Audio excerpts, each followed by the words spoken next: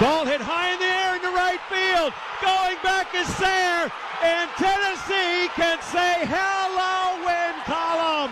A grand slam in the bottom of the ninth. You can't draw it up any better.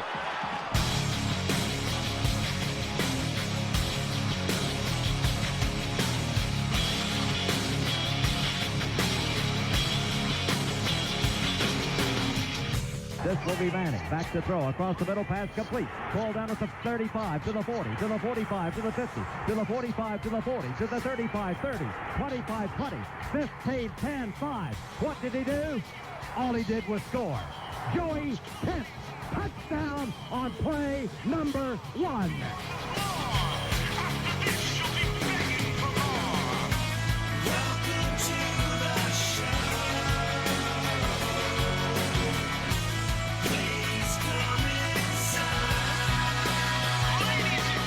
Dobbs drops back, looks, loads up, fires long for the end zone. The pass is going to be caught by Tennessee. Tennessee wins! Caught it by Tennessee. Jawan Jennings.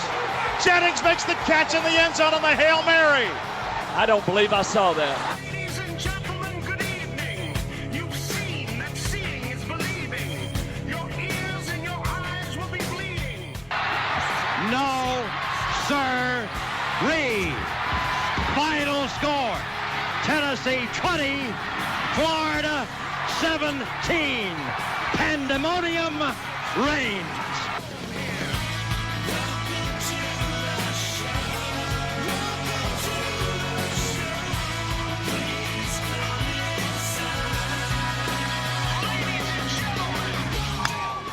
He's swinging, and he hits it high, and he hits it deep.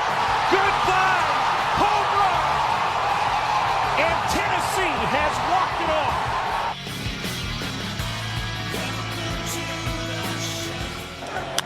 Left side, Swanson to first. The Braves are world champions.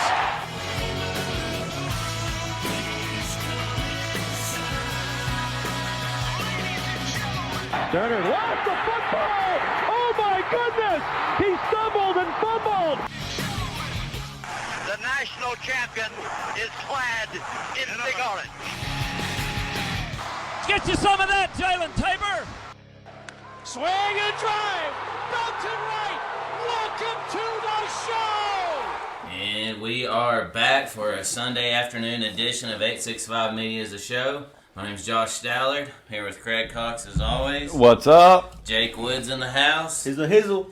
And Austin in Austin times 2. Hi. What's up? Austin squared today. I like it. Austin Bad Takes is here.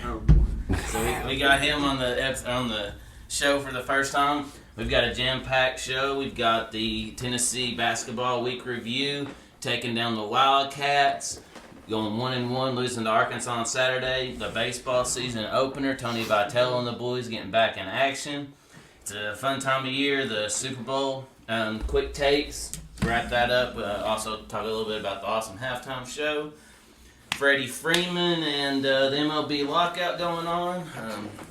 I guess we can go ahead and start with the whooping we gave Kentucky Tuesday night. No, that's your Super Bowl. Getting a little bit of revenge on the Cats. As Coach Cal said, they got manhandled by men.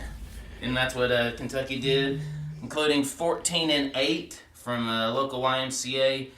Badass John Fulkerson. Kennedy Chandler going off with 17-5-6. It was beautiful, boys. It was beautiful. And we hit our free throws. Yeah, and after the debacle in Lexington, our 107 points scored on us, that was not a good day. It was real nice to get the win in TBA. Kentucky fans and their feelings on Tuesday night. I loved it. I love it. Yeah. My favorite part of that game was the scuffle at the beginning when you had...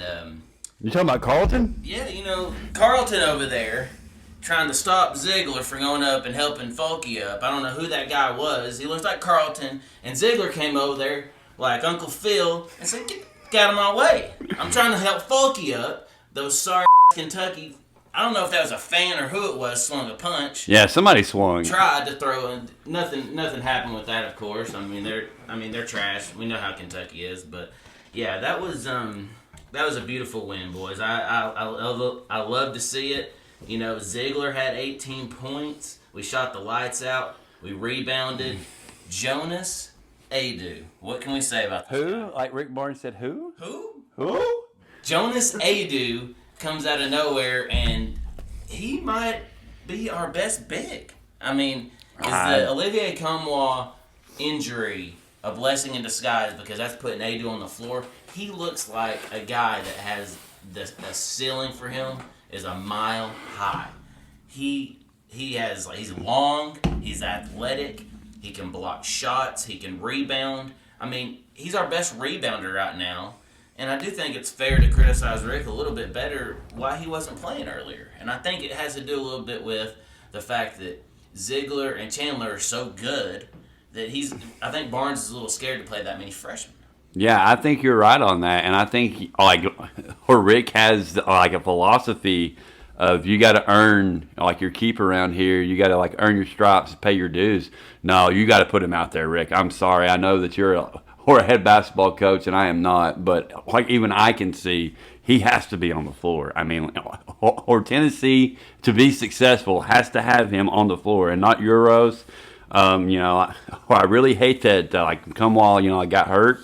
But at the same time, I'm like you. It's a blessing, and Tennessee's we're starting to right the ship at the right time. Yeah, I mean, Adu is very exciting to see, and I'm excited about this tournament. Coming up with the SEC and the NCAA, of course. Hopefully, we can finish out strong. Getting back to the Kentucky game, Kennedy Chandler, has had some problems with turnovers this year. He did not have one turnover in the game against Kentucky. He had, like I said, 17, 5, and 6. It's a complete game. I mean, he's definitely looking more and more like a first-round draft pick. I know there's certain other people in this room that didn't believe he was going to possibly go to the NBA this year. But may or may not have gotten called out by a former VFL. He got called out the day he put that out. It was fun to be on Twitter that day. So, but that's why we love him. He speaks his mind. He speaks his mind and doesn't think before hitting tweet. I regret it, though. You regret that? You're going to walk that back? Yeah. Okay. Formal apology issued by Austin Styles. Guys, just be under the awareness that Austin Styles does think that Kenny Chandler will go to the NBA draft. Yeah. But Sheba was basically the only person that did anything, and we contained him. He's going to get his, obviously, but, we shut down Cry Washington. He was hurt, whatever. He shouldn't even have played. You can say what you want, but we got the dub. Rick Barnes doing it again against Kentucky. I mean, that's what he does. He beats Kentucky. Rick Barnes, even more than Pearl. Yeah. That's if Barnes does one thing, he beats Kentucky, and I think that's one of the reasons we gave him $5 million. I mean, he's beaten Kentucky more than the last 5 head coaches before him combined. Yeah. I mean, he's a pussycat killer. So you go into the Kentucky game at TBA and you have all the optimism in the world because of Rick Barnes, because we've done it time and time again.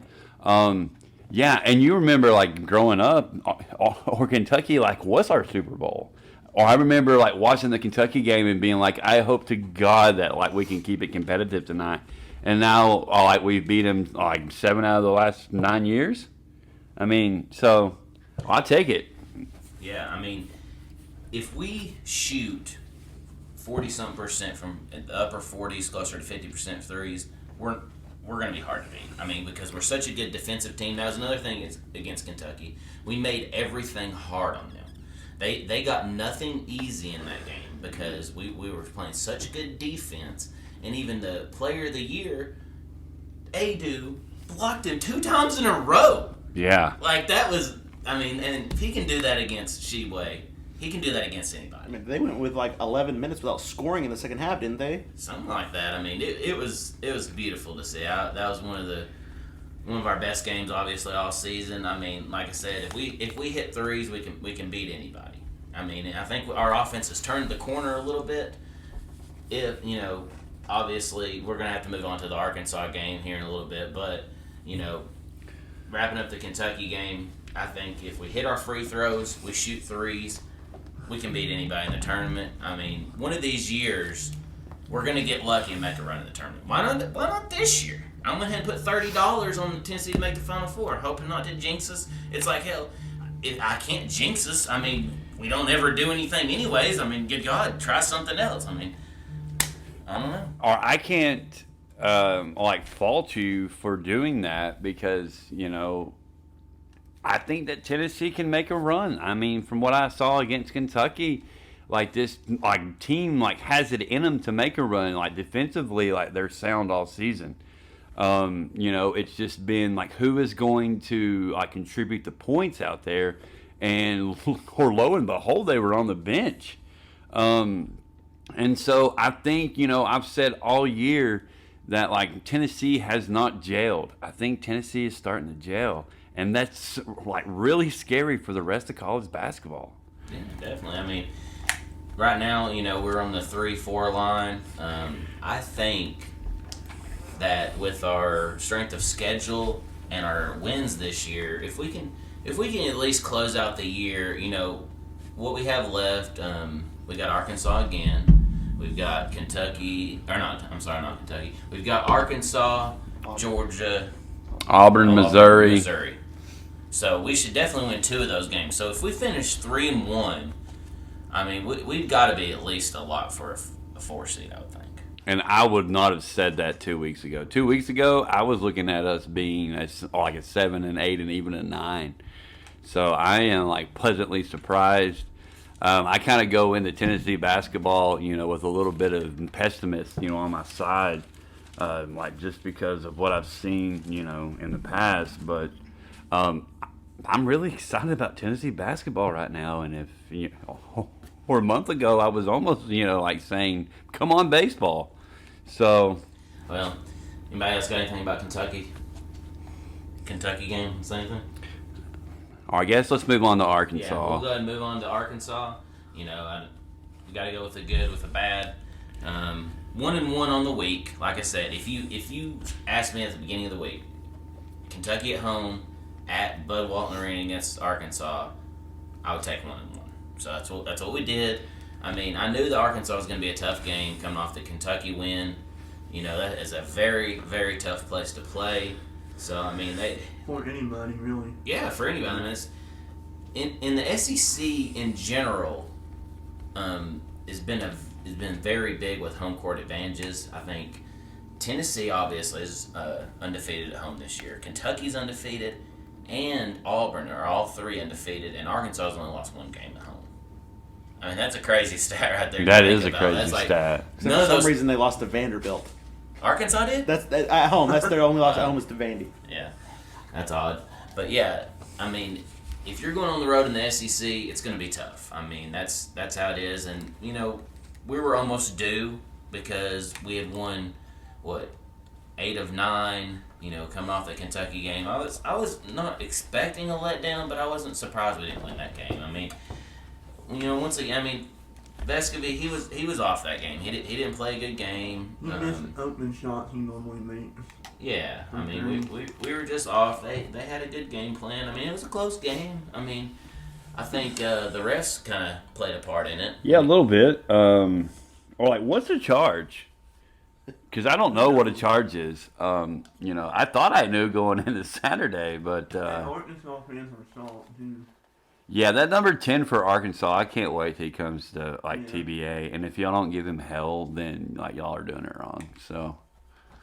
Yeah, I mean, Arkansas is hot right now too. They've won 11 of 12. So looking at that, it's only our second loss since January 15th. That's a lot of wins, and that's why we've gotten positioned to definitely get the double bye in the SEC tournament.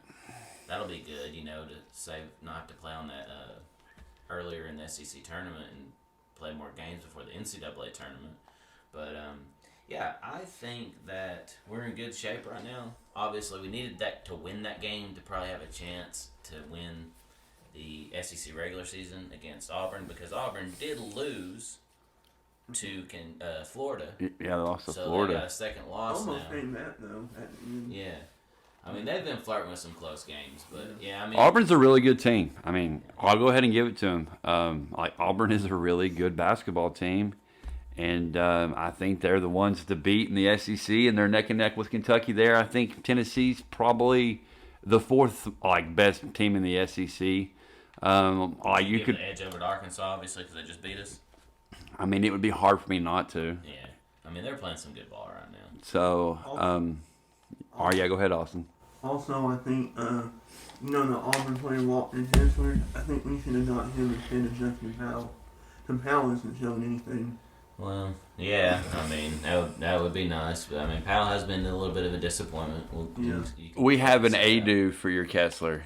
So, and he has to be out there with Walker Kessler. I'm excited about that matchup. I know we'll be ready for them. I mean, I can't remember who Auburn's coach is. He's some guy. He's a pretty good coach. But He's some Jew, I don't know. Or he's the barbecue pitmaster. Yeah, I heard he likes to grill up. He invites the wrong people to him.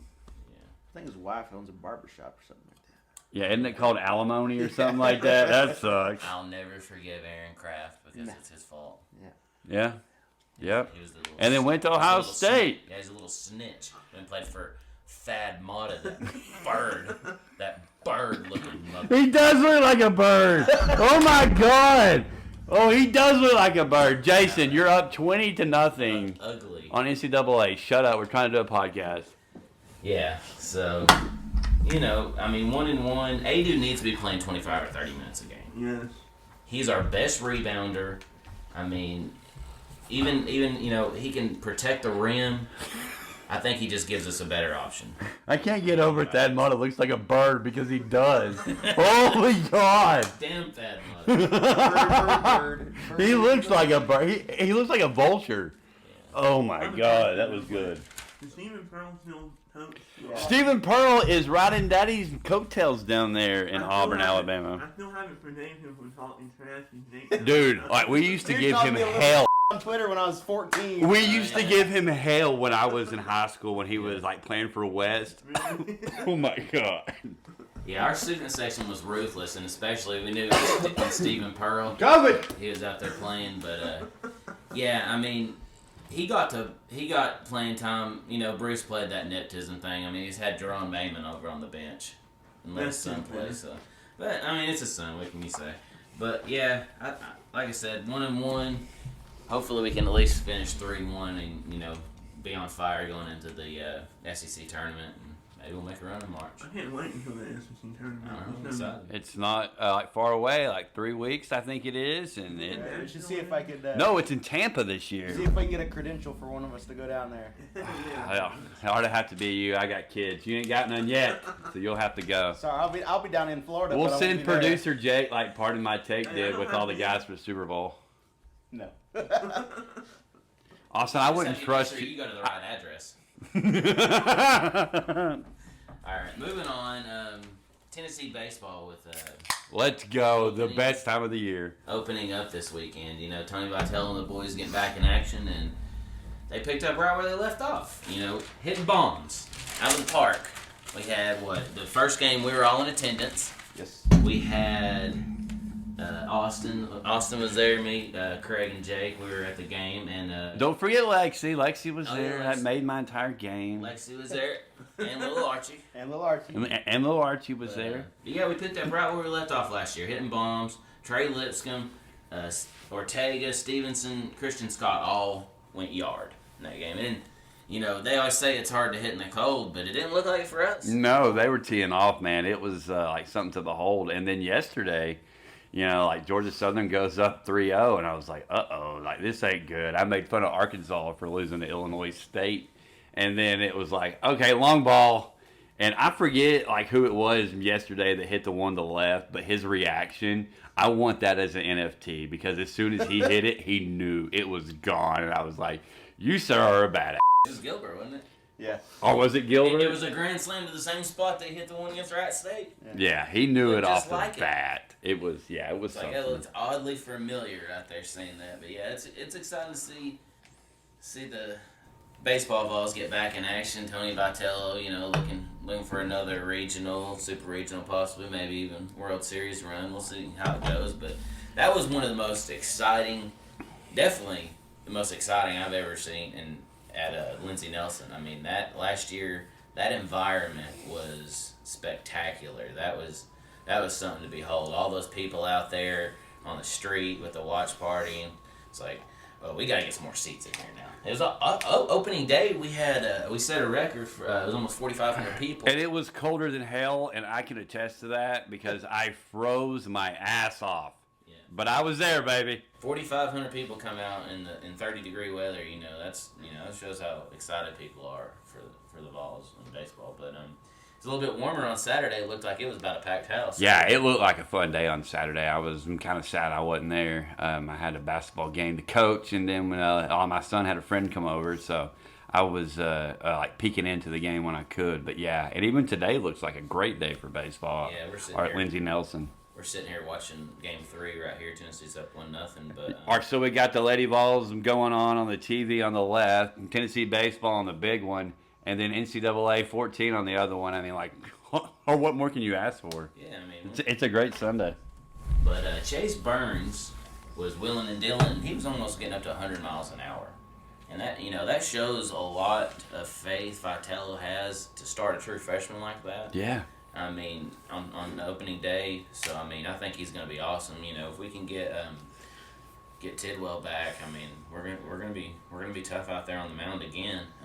It was cool seeing the props they used out there with of course, the daddy hat last year got popular, and this year they're bringing out the fur coat. Well, it was because it was cold. Or they weren't trying to, say they were pimps or anything. Or they weren't pipping balls to the outfield over the wall or anything, Josh. Or were they? Oh, yeah. I like it, though. Like, Kentucky fans were mad about that, too. So, you know what? Or, like, anything we can do to piss off the coal miners, I love it. Yeah. But, yeah, it's looking like another promising season for Tennessee baseball. I mean, we did the right thing, and we paid Vitello, and, I mean, that was something we had to do. We couldn't let him get away to LSU or whoever else because – we've always been known for letting coaches go, and now we're actually starting to keep coaches, which is nice.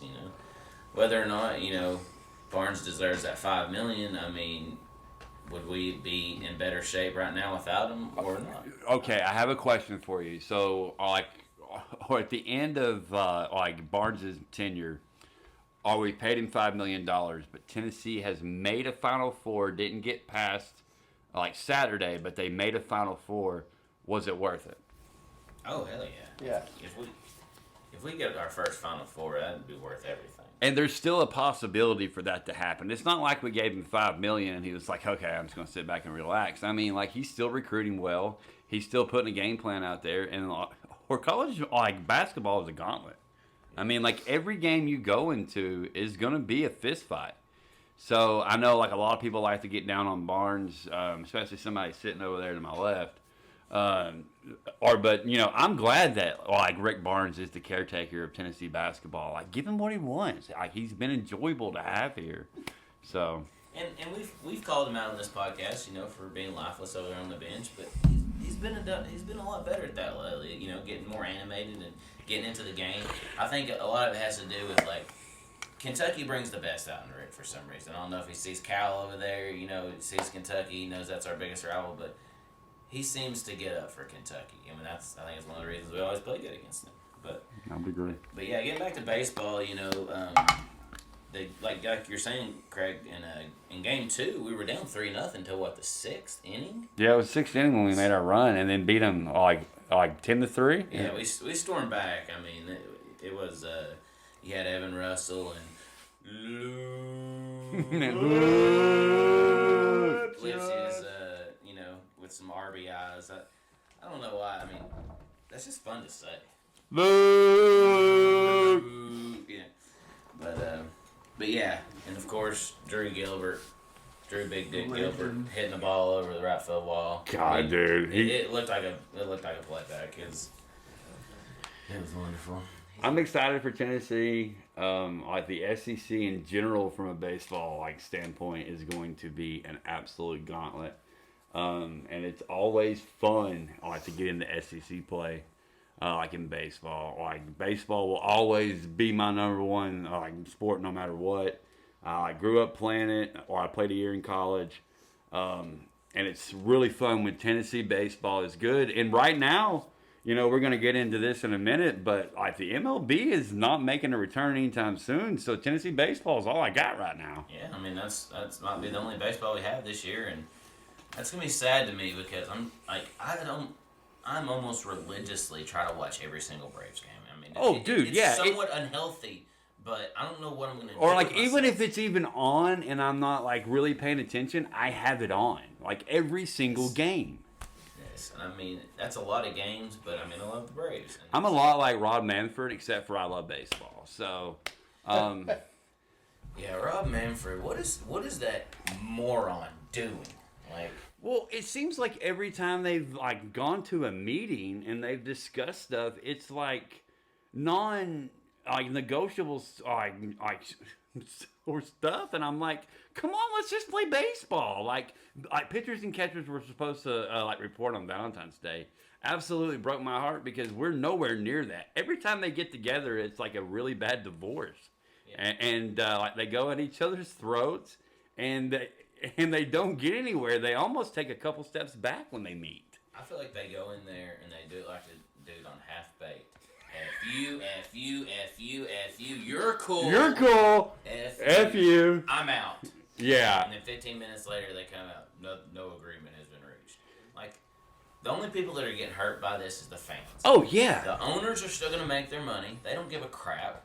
The freaking players are still going to make their money. I mean, give them what they want. Who cares? Even if they have a shortened season, the players are still going to make like the same money they would do for 162. So, or what's the incentive except from a fan standpoint to or negotiate and get to like a common ground in play? So I don't see this unless there's just like full court freaking heave here in the next 2 weeks.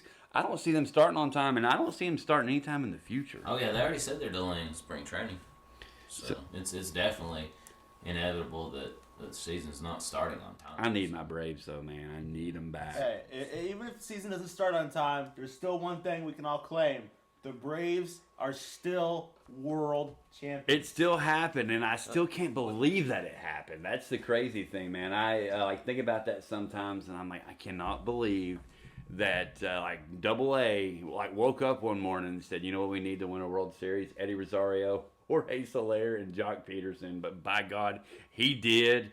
And you're exactly right, Jake. The Braves are just world champs for even longer, I guess.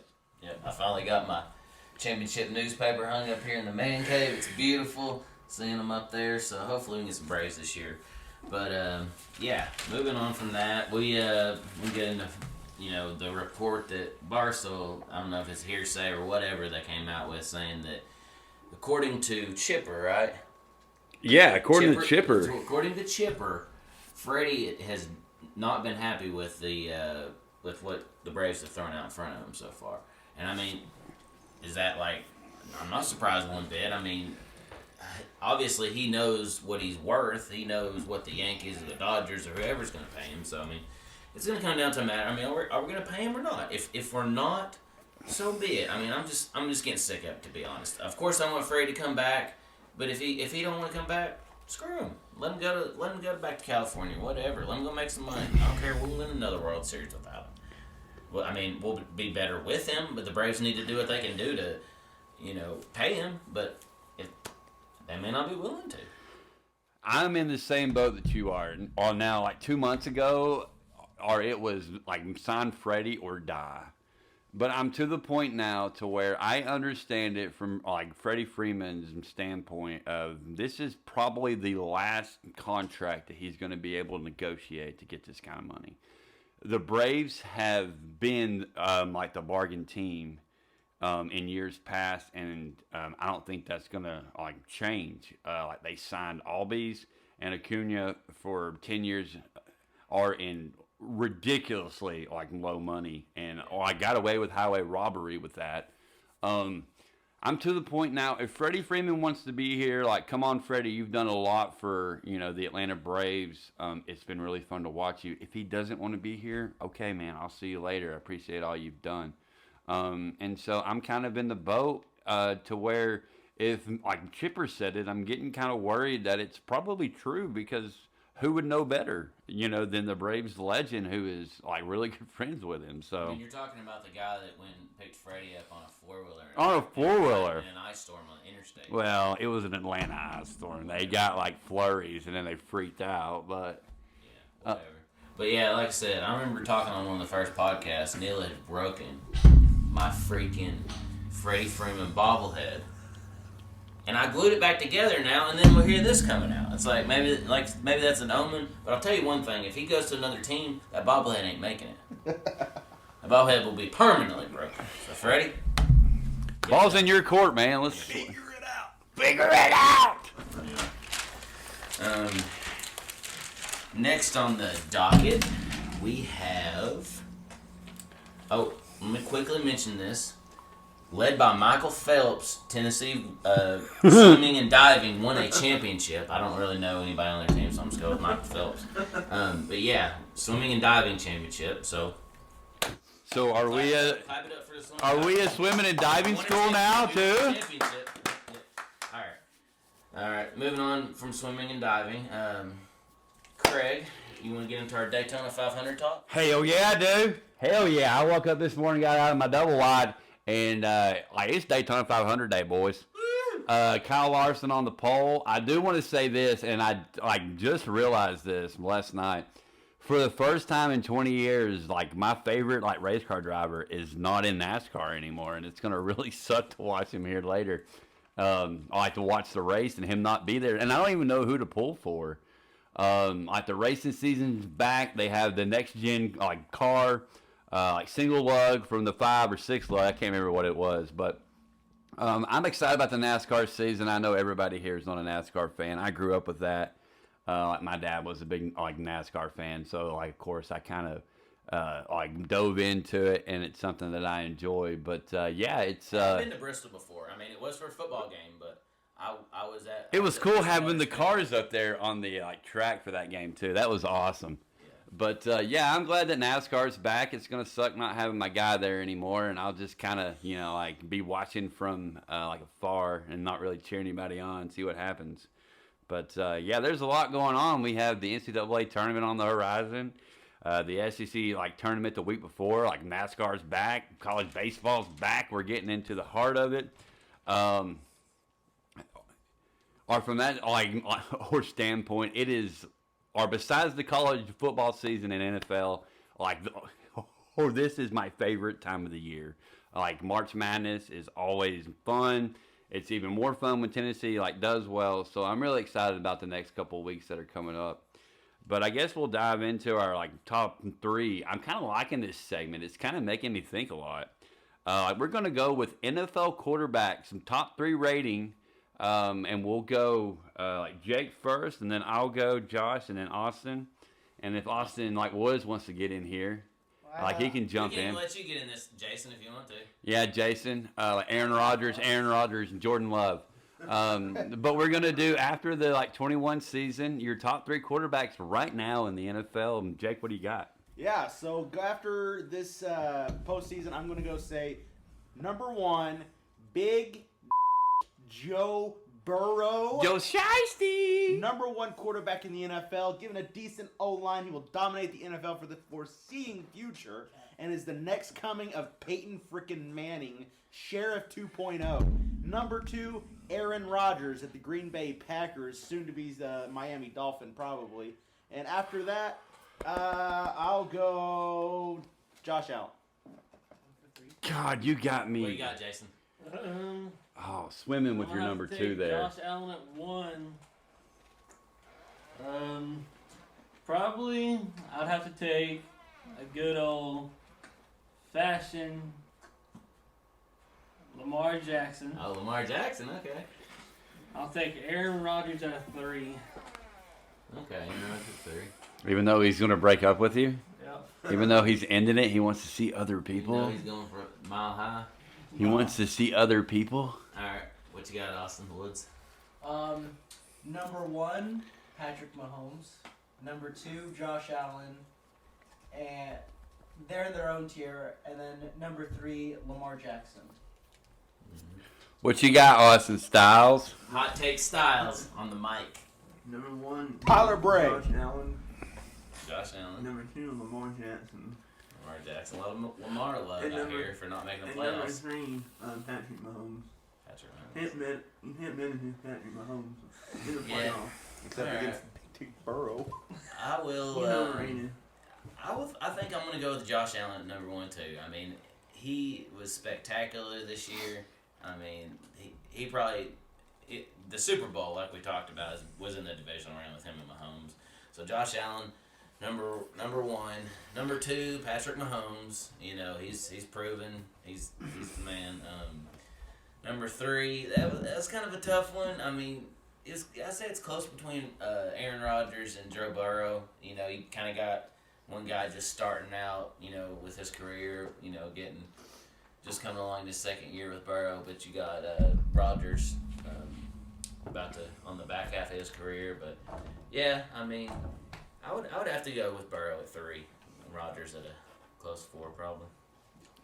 Okay, so number 1, I have Tua. Number 2, I have Tua. Number 3, I have Tua. No, I am totally just kidding. This is kind of a hard one. Joe Burrow, comeback player of the year. Josh Allen, Patrick Mahomes, and I can't really put them in order. The only reason that I would give any kind of negativity to Mahomes is because of his brother and his fiance. It was kind of funny. Did you guys see the video the other day when he was at the Texas Tech game and he said something to her about, hey, you need to do this, whatever, and she turned around and like the freaking lip readers was like, Patrick just told me I have resting face.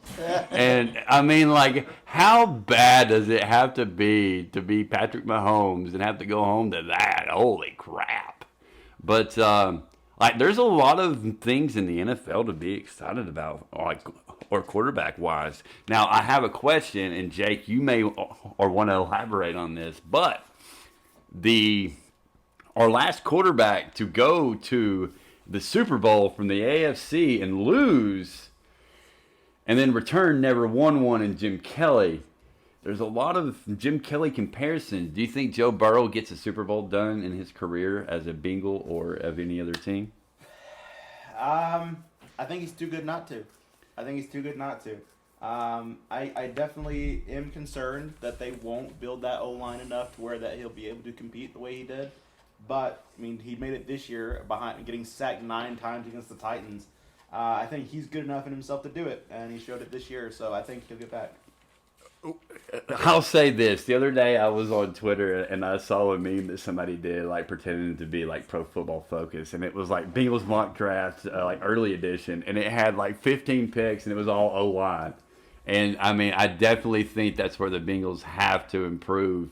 But besides that, the Bengals, I mean, I think they could repeat. I mean, they have too many offensive weapons not to. So, I would agree with you there. I think Burrow will get back to a Super Bowl, and I think he'll win, one or maybe even a couple.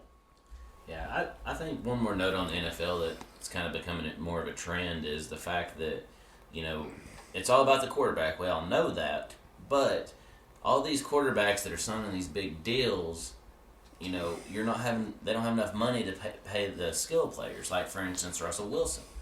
He got that big contract, and the rest of their team sucks, and they didn't make the playoffs this year. So it's kind of becoming the model is get a quarterback on a rookie deal, and then you don't have to pay the quarterback so much money. You can build more around him, and I think it's kind of like what the Bengals are doing. Like what the Bills. Well, Allen's on a bigger contract now, but that's kind of the model to win is find a good quarterback on a rookie deal early. That way you actually have money to spend on skill players, and you're not sitting there. Quarterback don't do no good if you don't have anybody to protect her. If you don't have time in the NFL, you're not going to be successful. I mean, that's just all there is to it. So, I mean, that last play in the Super Bowl when Burrow got pressured and had to throw it Jamar away. Chase was wide open. Golly. And I had them on the money line, too, man. Like It two more seconds. Sucked. Half a more second, and that would have been a Bengals win. I have never been a big fan of Aaron Donald. Obviously, as plays for the Rams and likes to talk crap about Deebo Samuel. But I liked him a little bit more after the Super Bowl just because I think it's funny that normally you see after the Super Bowl, the quarterback getting all the credit. Stafford was not getting the credit like Aaron Donald was, and that's like rare to see that you're getting that much credit to a defensive lineman, but he made that big of an impact in the game. I have a question. Do you think he should have won Super Bowl MVP over Cooper Kupp? No. I don't even think he's a Hall of Famer. But that's a whole nother discussion for another day. I think Stafford is a game-managing quarterback who has a hell of an arm, but I do not think he's a Hall of Fame quarterback.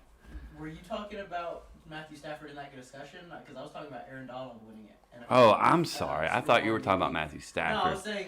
No, Cooper Kupp he was saying, yeah, is or El Flamo Blanco, the White Flame, and he is a man amongst boys out there, and the Rams do not win the Super Bowl. The Rams don't win the NFC Championship had it not been for Cooper Kupp. Yeah. So I think they were totally right in that game, like who they picked for MVP. Donald, had an argument, but overall, did you guys see the video from the Super Bowl parade where Stafford let that reporter fall? Yeah. And she broke her spine.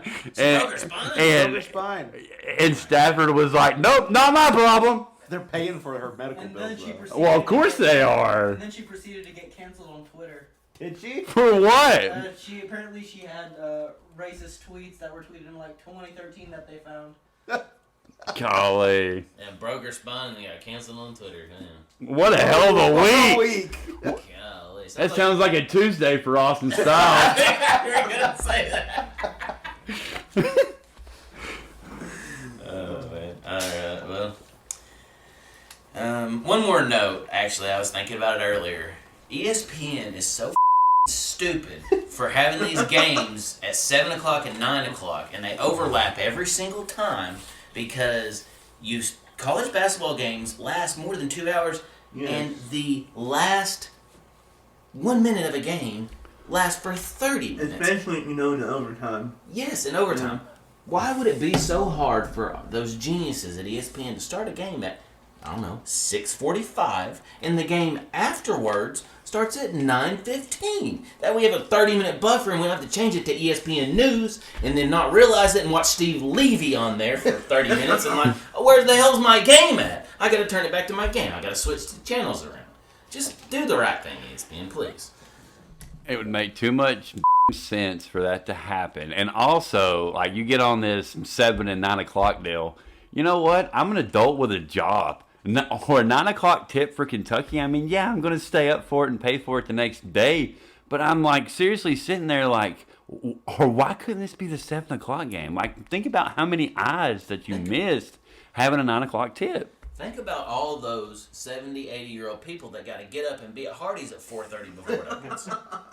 You expect them to stay awake? Think about the coal miners in Kentucky that had to be in the coal mines to get that freaking shit for the heat. Where's Spicoli? Spicoli! Jason's buddy, we call him Spicoli. What? Sorry. He's a big Kentucky fan, so we've been giving him a bunch of crap, but he's taking it like a champ, though. He realized that he's a good sport about it. Ain't that right, Spicoli? Oh yeah. Right. It's not the only thing he takes like a champ. Calipari's a kid my. Well, Tennessee is up 3-0 right now on Georgia Southern, so it's looking like we will probably get the sweep to start off the season. And the Lady Vols are hanging tough right now with South Carolina, so we'll see what happens there. And Jake's not hanging too tough with Wisconsin, Tennessee on revamp, but hey, I've got the money line on Wisconsin in this game. Anybody got anything else before we get out of here? I do want to say one more thing. Jake kind of put this out on our Twitter page this week. But if you're a small business, big business, if you're just somebody that wants for us to shout your name out, get with us, man. We want some sponsors. We want to work with some small businesses and get y'all out there. We have a pretty good little listening audience. There's definitely a footprint for that. So, hit us up on Twitter, 865 The Show, and let's see if we can get something going. All right. I enjoyed it, guys. Thanks for coming on, Styles. Good to get you. Styles finally made it. Yeah. Appreciate everybody coming, hanging out, and we'll be back. See ya. Well, I'm terrified.